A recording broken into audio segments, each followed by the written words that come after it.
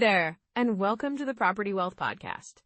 You know, diving into real estate investing can feel a bit like stepping into uncharted waters. It's exciting, but it can also be a little overwhelming, right? Absolutely, Sarah. There's a lot to navigate, especially if you're just starting out. And you know, one of the biggest challenges for new investors is making those rookie mistakes, which can really set you back. Totally. So today we're going to talk about some of those common pitfalls, and of course, how to avoid them. We'll cover things like not doing enough research, underestimating costs, and getting too emotionally attached to a property. Yeah, those are key points. And we'll also discuss the importance of having a solid plan and, the value of networking with other investors. Plus, we'll share some tips on how to build a strong team around you. Because, let's face it, you can't do it all alone. Exactly. So whether you're just starting your real estate journey or looking to refine your approach, we've got some really practical advice for you. Right, and I think the best part is that these insights can help you avoid costly mistakes and really set you up for success in the long run. So let's jump right in. What's the first rookie mistake we should tackle? You know, Sarah, when we talk about rookie mistakes in real estate, it's so important to understand why avoiding these pitfalls matters, especially for folks over 40. Absolutely, Mike. I mean, at this stage in life, people are often looking at retirement timelines, right? Exactly. Many listeners might be thinking, I've got a decade or two before I retire, so I have time. But the reality is that life can throw curveballs, and if you're not prepared, those years can slip away faster than you think.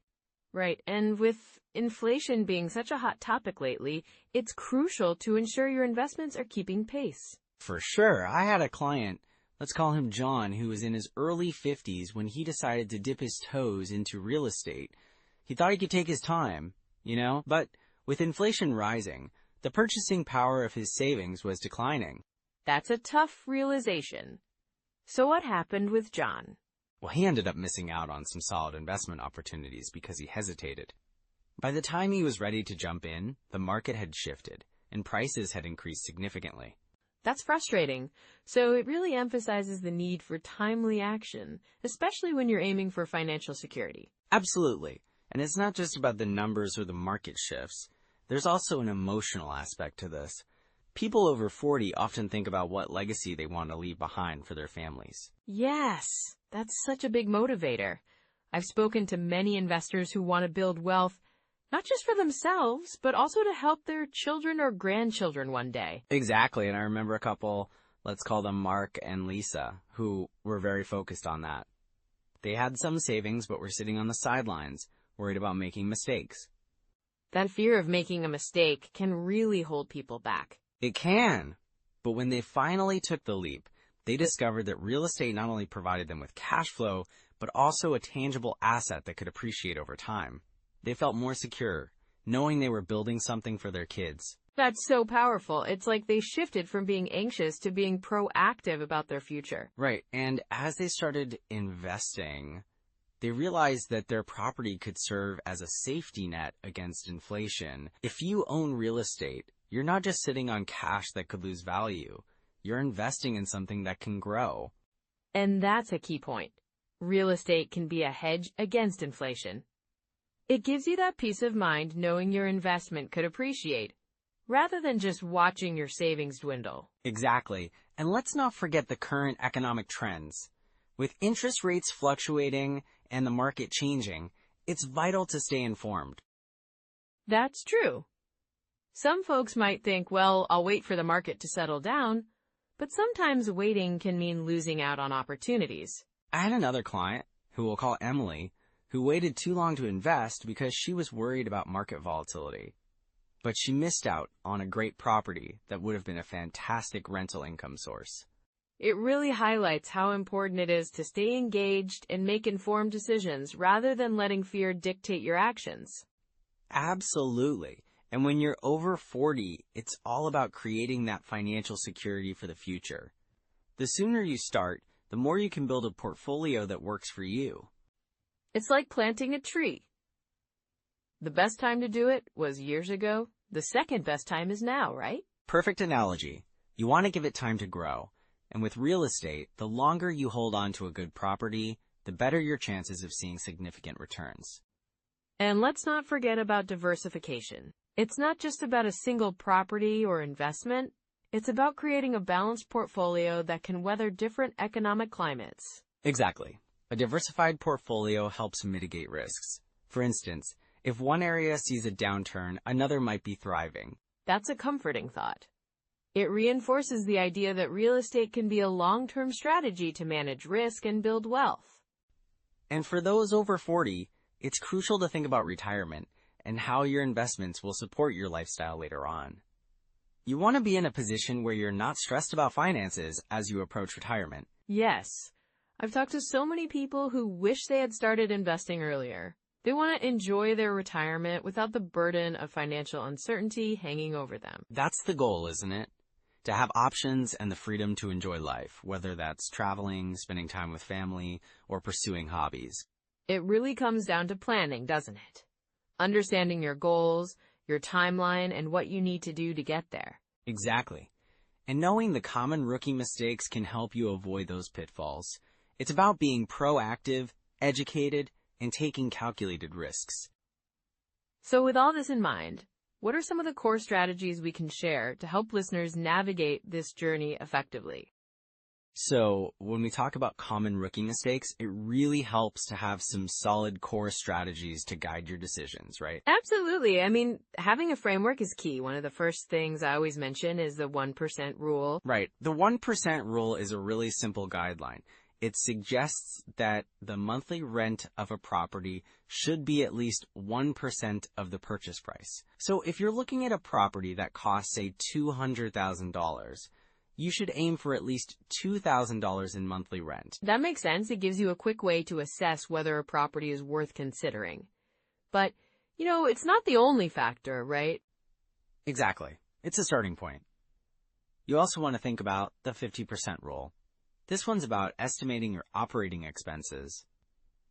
The idea is that, on average, about 50% of your rental income will go towards expenses, like maintenance, property management, taxes, and so on. So if you're bringing in $2,000 a month, you can expect around $1,000 to go towards those costs. That leaves you with $1,000 for cash flow, which isn't too shabby. Right, and when you start running those numbers, it gives you a clearer picture of potential profitability, but it's essential to adjust those percentages based on your market. Some areas might have higher or lower expenses. That's a great point. And speaking of adjustments, what about the cap rate? The capitalization rate, or cap rate, is another critical metric. It's calculated by taking the net operating income of a property and dividing it by the purchase price.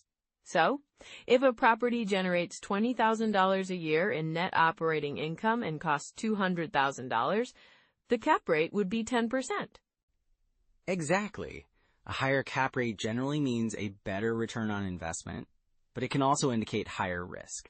So you've got to weigh those factors. And I imagine it's not just about the numbers, though. You also want to consider the location, right? Definitely. Location can make or break a deal. Look for areas with strong job growth, good schools, and amenities. These factors often lead to better rental demand. That's so true. And what about financing? What options do people typically have? Well, there are several paths. Traditional mortgages are common, but you also have options like FHA loans, which can be great for first-time investors with lower down payments. And what about creative financing? I've heard of things like seller financing or lease options. Yes. Those can be useful, especially if you're trying to build your portfolio without a significant upfront investment. With seller financing, the seller acts as the bank, which can make the process smoother if they're motivated. That's interesting. I imagine that requires good negotiation skills, though, right? For sure. It's all about building rapport and understanding the seller's needs. And lease options let you rent a property with the option to buy later, which can be great if you're not ready to commit yet. So many options. Now, when it comes to evaluating a property, do you have a checklist or something similar? A checklist is a fantastic tool. Start with the property's physical condition. Check for major repairs, the roof, plumbing, electrical systems. Then, analyze the neighborhood, look at comparable sales, and assess the rental market. That sounds like a solid approach. And it's so helpful to have a tangible list to go through. Makes it less overwhelming. Exactly. And don't forget to consider your long-term goals.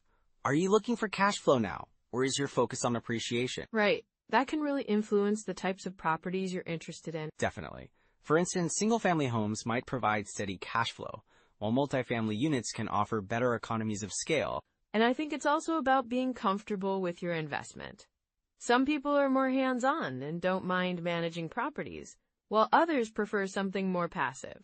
That's a great insight. And remember to think about your exit strategy too. How and when do you plan to sell or refinance? So many factors to consider.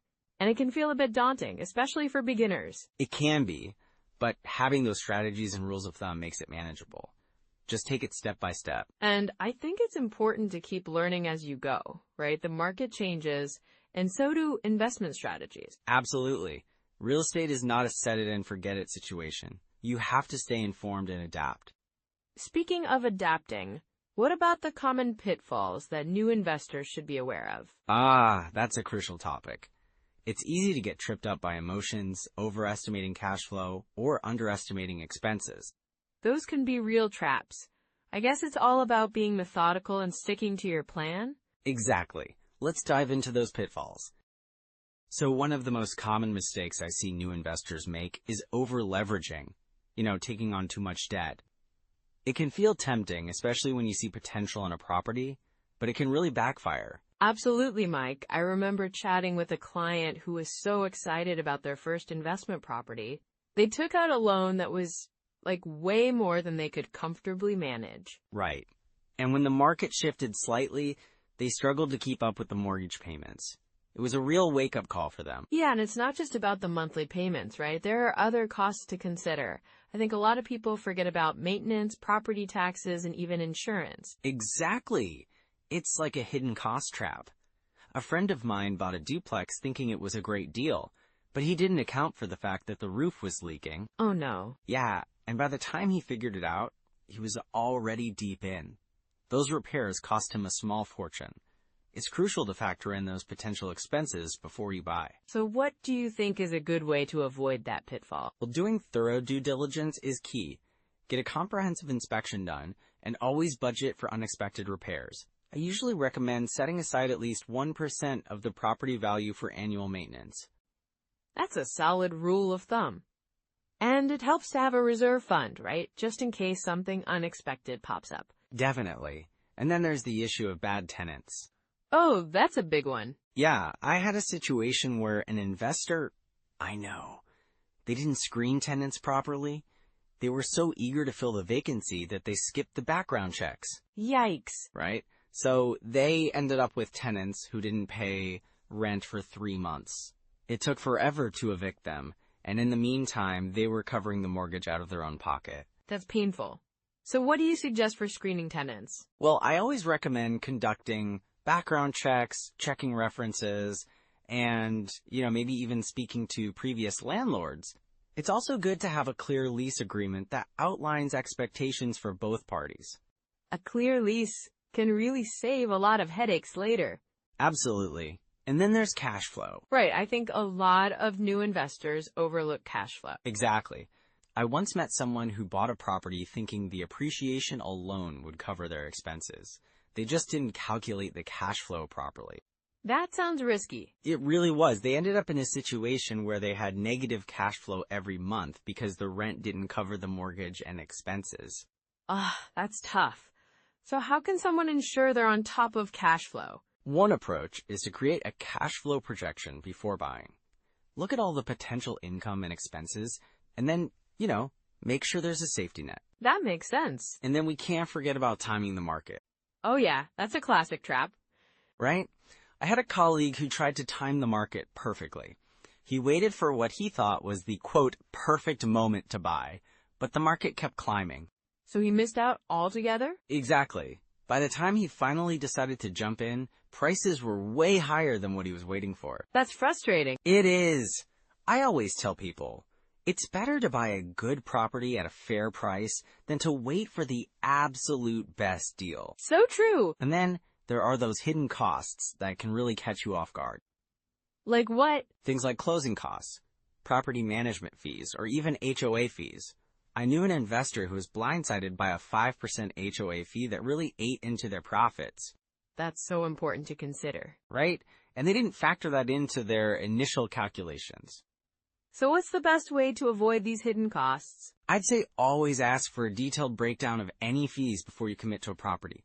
It's all about being thorough and doing your homework. Definitely. So if someone finds themselves in a situation where they've made these rookie mistakes, what can they do to recover? Well, first, it's important to take a step back and assess the situation. Sometimes people panic and make rash decisions. Right, that usually doesn't help. Exactly. Look at your numbers. Reach out for professional advice if you need it, and consider your options. Sometimes it might mean holding onto a property a bit longer until the market shifts in your favor. Yeah, we're finding ways to increase cash flow, like improving the property or adjusting rent. Exactly. And learning from these experiences is key. Each mistake can teach valuable lessons that will benefit your future investments. For sure. It's all about growth, isn't it? Absolutely. And the more informed you are, the better equipped you'll be to make smart decisions going forward. Great advice, Mike. I think this will really resonate with our listeners. They'll appreciate hearing these real-life examples and solutions. I hope so. It's all about building that long-term wealth with a solid foundation of knowledge. Well said. Let's move on to discussing some actionable next steps for our listeners. So, now that we've talked about some rookie mistakes, let's dive into some immediate steps and tools that people can use right now to start their investing journey. Yeah, I love that. It's so important to have actionable steps. What do you think is the first thing someone should do? Well, I'd say start by analyzing potential deals. Even if you're not ready to buy just yet, getting familiar with how to evaluate properties is key. A good habit is to set aside time each week, maybe an hour or so, to analyze one deal. That sounds doable. And what tools do you recommend for that? There are some fantastic apps out there. For starters, the BiggerPockets calculator is a great one. It's user-friendly and helps you crunch the numbers on potential rental properties or flips. I've heard of that. What else? Rentometer is another valuable tool. It can help you gauge rental prices in a specific area, which is super useful when you're trying to set competitive rents or assess a property's potential cash flow. That's really helpful, especially for beginners who might feel overwhelmed by all the numbers. Are there any other resources? Definitely.